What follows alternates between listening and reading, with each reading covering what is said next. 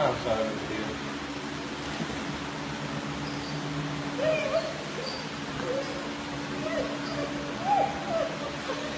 Come the dog.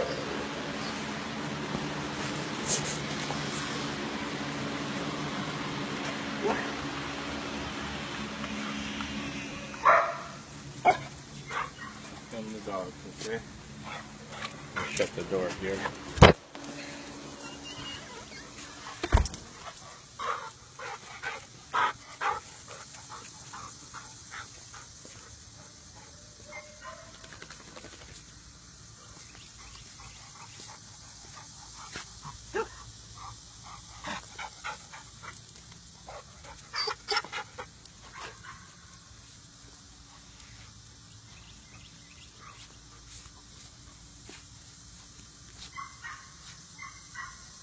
There it comes.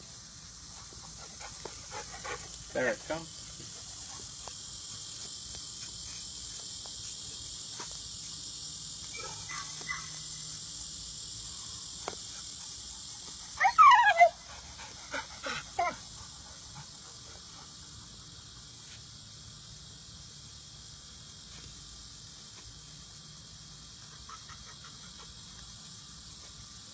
So you see how nervous he is?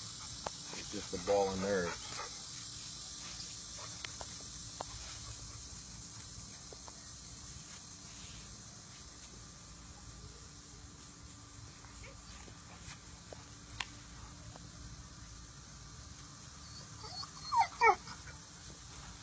So this is Barrett. He's a 1-year-old German short-hair pointer. He got here about 2 hours ago. No major behavior problems, a lot of young dog stuff, but if he gets loose he will run off. That's why I didn't put the leash on his regular flat buckle collar that he came with, because it's kind of loose, he could slip out. So I just put it on kind of like a flat buckle collar, but more like a slip collar a little bit too, so he can't go anywhere. But you hear the crying and the whining. When the owner showed up, and I'm not doing much with him right now, I just want people to have an understanding of what he is. So when he got here, the owners are awesome people. They drove from far away, and they really want to do what's best for the dog. When he got here, he's just, his little nub tucked and just really skittish and really nervous, like really bad. He's super submissive, and what I do when I get a dog here, after I talk to the owners and they hand the dog off, once they leave, I put him in a crate or the pen in my garage for about a half hour to an hour just to calm down. Then I bring my dogs out of the house and he's introduced to my dogs in the garage while he's in a crate. And my dogs they're used to it, so they barely pay attention. Man, the second he saw my dogs, he froze, he locked up, and then fell on his back, just paralyzed with fear, but then just fell into a submissive position. And not long after that, he threw up. Big pile of food, and he hasn't eaten since this morning, which is strange. So he's just really, really nervous, super skittish, and he will run away if he gets off leash. So those are the two biggest things. So I want to give you an example of why it's so important the way we interact with the owners. Okay, this isn't much of a training video right now. Owners are really great people, really nice people, and really care about the dog. They really do. So when they get here, I like to watch the owners interact with the dog, watch them take the dog, and I paid attention, I saw a lot of things. One of the things that I noticed, which is most people when they show up here, they do everything to accommodate the dog, okay? So basically Barrett was just going and doing where he wanted. He was real skittish, real anxious, and the owner just follows, and there's a lot of verbal communication there from the owner to the dog. But there's nothing being said or accomplished or done because the dog just tunes it out, okay? So I touch on that with the owners and we talk about that, and I let them know it's the dog's job to accommodate us. We don't accommodate the dog. Very, very important, okay? And so as I observed this, I watched him, okay? And then, it wasn't long after that. We talked for a while. Then they were getting ready to leave. And the owner says to me, can I go kiss him goodbye? He was already in the crate. And I said, no. And she thought I was kidding at first. And I said, no. I said, I'd rather you not. I said, I'm never going to tell you you can't do something. If you really want to kiss him goodbye, you go ahead. But this is why I'd rather you not. And I explained to her, I don't want to make it a big event, her leaving. And I also said, well, I want you to think about this. When you're doing something with this dog, I said, are you doing it for you or are you doing it for the dog? And she said, I'm doing it for me. I said, okay, well, at least you admit that and you understand that. So if you want to do it, you go ahead, but this is why I'm against it. And I explained to her, and people get it. People that care get it, and they want to do the right thing. You know, then I continue to explain to her, I said, look, I have really well-trained dogs, but they're not robots. So I told them, if you come into my home right now and you make eye contact and you address them and you start doing your baby talk, you know, the butt's going to start going, they're going to start shaking, and they're going to get excited and out of control. They're not robots. They're not perfect, and I can't have that. I don't want that. All right? So when you have a dog, any dog with any kind of issues, insecurities, behavioral problems, if you want to have your dog sleep on your bed and be on the furniture, and you want to kiss your dog, you want to do all those things, if you don't have any issues with your dog, then that's fine. Do what you got to do. But if your dog has problems, then we have to change everything. We got to flip it. And I explained to them why I don't work with a lot of farm dogs, dogs that live outside on a farm. Why I don't work with a lot of dogs from the, you know, the big city, you know, where people have to get out and explore with their dogs and do all these things. And I explained to them, because these dogs live more in a natural state, and they don't develop these problems until they come into our home and we create it. And the owners got it. They really understood that, you know. So it's very, very important, guys. Like I told them, the dog's going to be fine.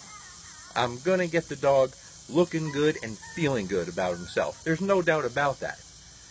But it's so much more important to be able to educate the owners and just not talk, just not give them lip service, but to actually educate them to where they understand and they believe you, and then you show them.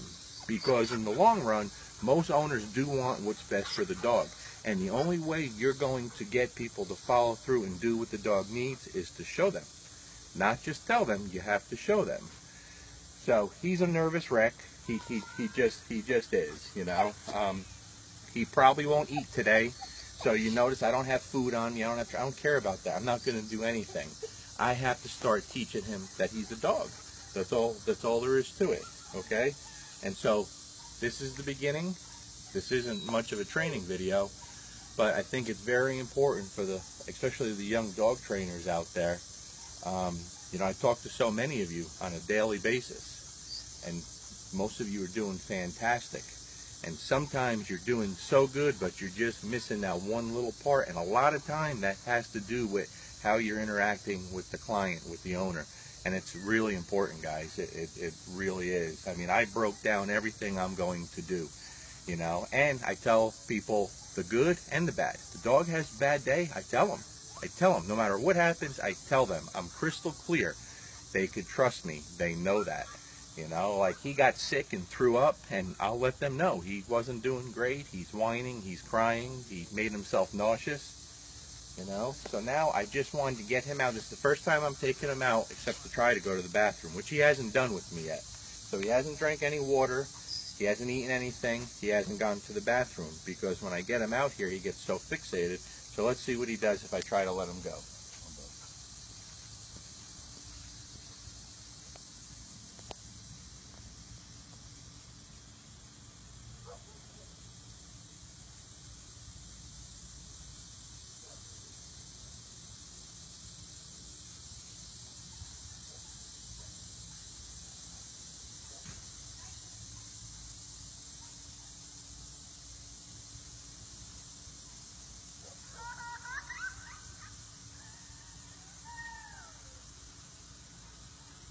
But see, he's so easily distracted by everything around and the kids across the street that he can't. So I'll bring him back here, and then we'll start over. And the little things I do are very subtle. Just bringing him to me, okay? Now I want him here, okay? I'm going to let him walk away if he wants to, but I'm going to bring him right back. I just need to show him you need to hang with me.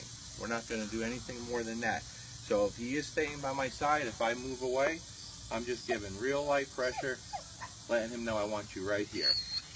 That's what he tries to go away, I bring him back. Okay, this is all done before we start any training. Okay, I'm just controlling the movements. Very subtle. Very subtle.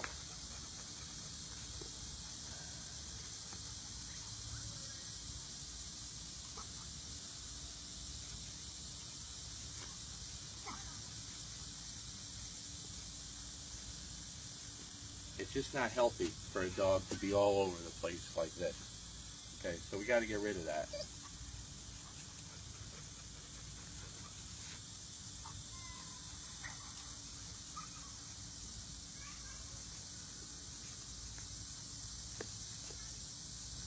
You kind of understand what I'm doing, Sophia?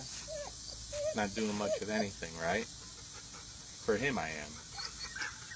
Okay, but this is just where it starts.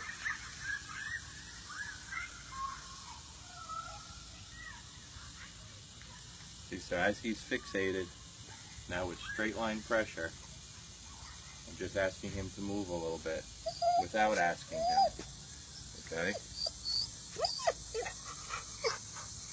Now I just want him here. I want him right here. This is all I want. Okay? So I want him giving me a loose leash without doing anything and being with me. So then if I move away, I want him starting to come with me. And if he goes to come away, I'm going to bring him with me. Very, very important. You won't believe how much this does. There's times when I get a difficult dog here, guys, when the owners pull up there, and I might stand up there with the dog for a half hour, and the owner thinks I'm doing nothing. But I'm establishing what I want from the dog with the leash without saying anything. All right? That's what I want. That's what I want. This is the first time I've touched him or petted him. I haven't given him any attention except to put the collar on, and then I'll just start making little movements. And if he jumps on me, I'm gonna let it. I'm gonna allow it. Okay, I want him building that confidence.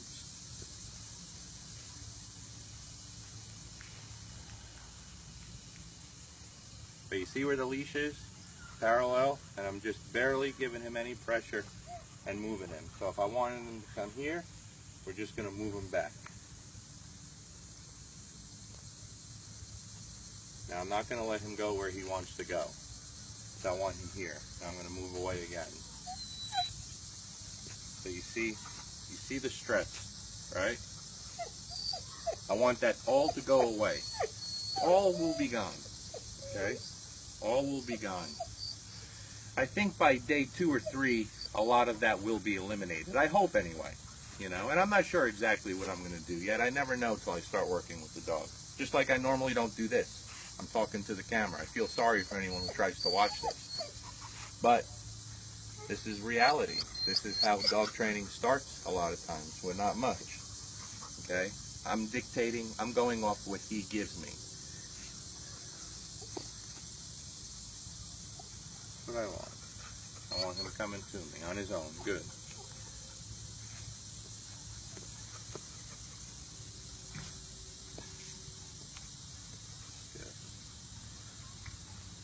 Attaboy. First time I got a little eye contact, and that's what I want. A little bit at a time.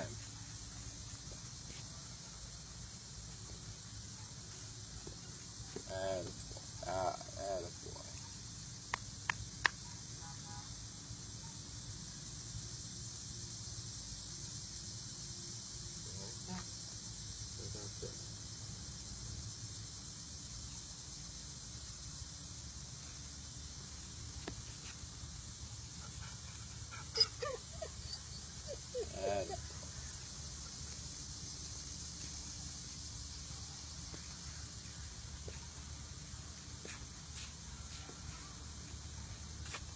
But you see, he doesn't walk nice on a leash. He pulls his owner.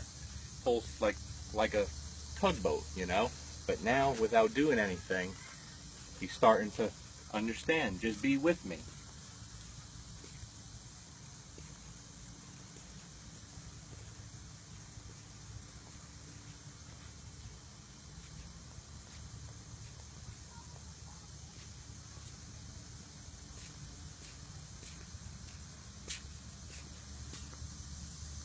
So that quick, okay? That quick. So I always say I don't teach loose leash walking. I never do. I've never taught it. I don't think to any dog. Maybe, I don't know. I'm sure I have, but I basically don't. They do it. Okay. So within a day or two or three, they're all walking at my side without doing anything. You know, I just have a regular collar. There's no tools, but it's all the little things that you're seeing with the leash without talking that's making him. It's gonna make him want to be at my side.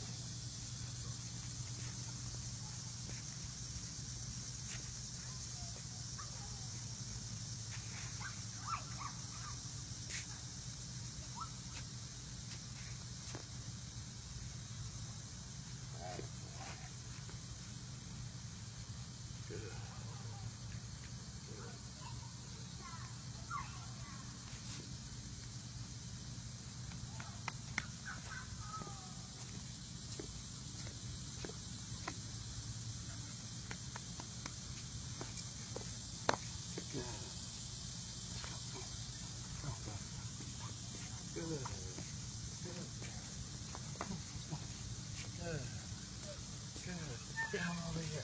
Good. That's it. Ah, that's what I want. That's what I want right there. That's what I want. So I know this is hard to watch, guys, and I know most people probably wouldn't show this video. It's definitely not going to make me look like a superstar, right? But it's important. This is the stuff that I take very, very serious.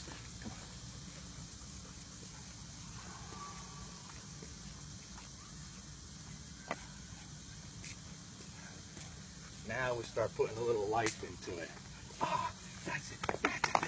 Ah, that's what I want. That's what I want. Yeah. Good. Good boy. Good. Hey, come on, let's go.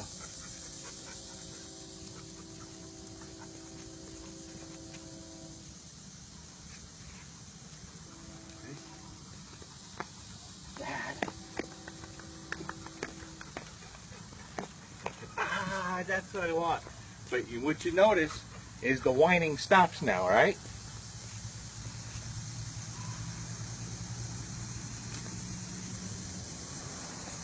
So see, the whining stops, guys. Now we're getting the mind to work with it. Come on, man.